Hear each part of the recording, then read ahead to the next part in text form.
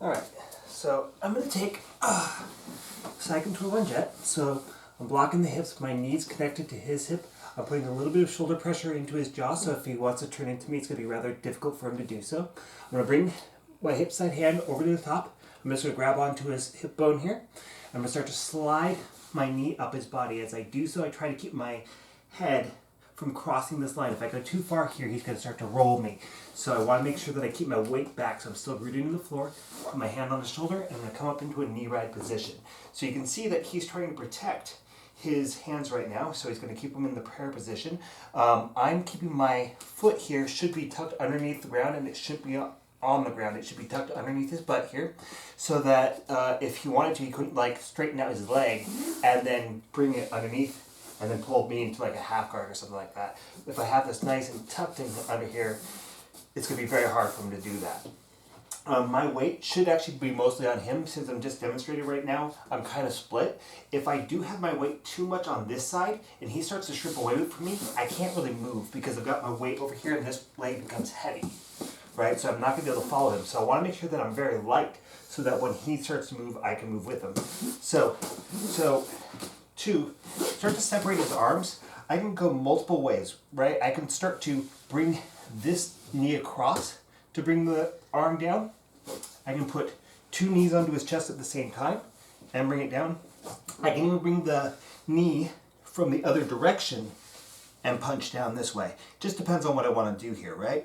So for what we're going to do, I'm going to have you switch the other direction. You guys get to see my ass here for a second. Woohoo!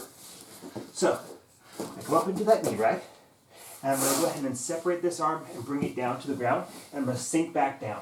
I want to keep my weight low. This hand is free. If he did want to start to roll me here, it's going to be really hard because of this arm being pinned here, but I have it free in case I need to.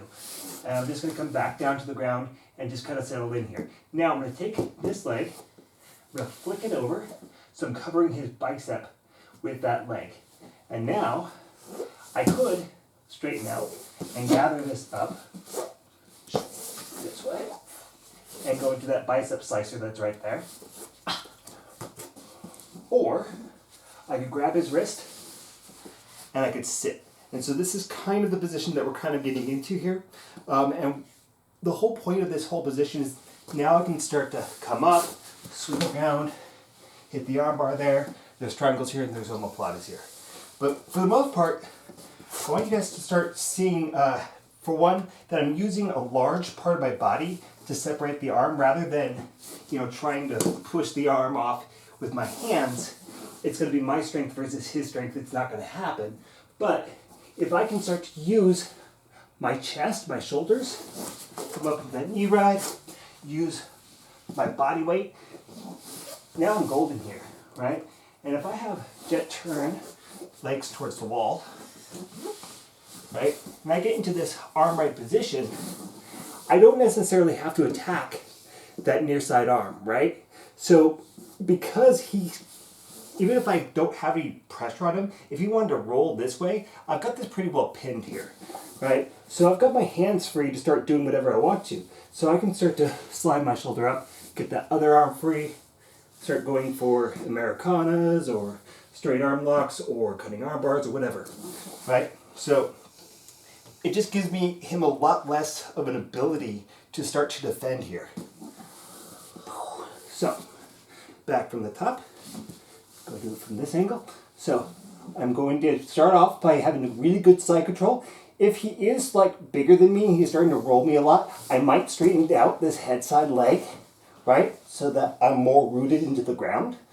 But now I'm going to bring this arm over, grab his hip, grab his shoulder, slide up, making sure that I'm not going in any one direction when I get into that knee ride. And then I'm going to bring both knees together, slide down, and settle in. Now I can windshield wiper. I don't remove my head side leg till my hip side leg is already in place. So from here, I can just let that go free. I can grab a hold of the wrist now. You can't really bring it in. Usually when I get into this position, I'll try to make my arm go parallel to my body to try to hide it from whoever's taken this arm right position. But it's really hard to get it past my knee. So he's going to have a really hard time getting that back. And I've got really easy access to this. So I grab his wrist, slide through, and I sit. And from here, I can cross my ankles and pinch my thighs together. That way my hand's a little bit more free to do whatever I want to do here, right? So that's just basically getting into this armride position, and then we'll come back here in a second and we'll start showing you how to attack from it.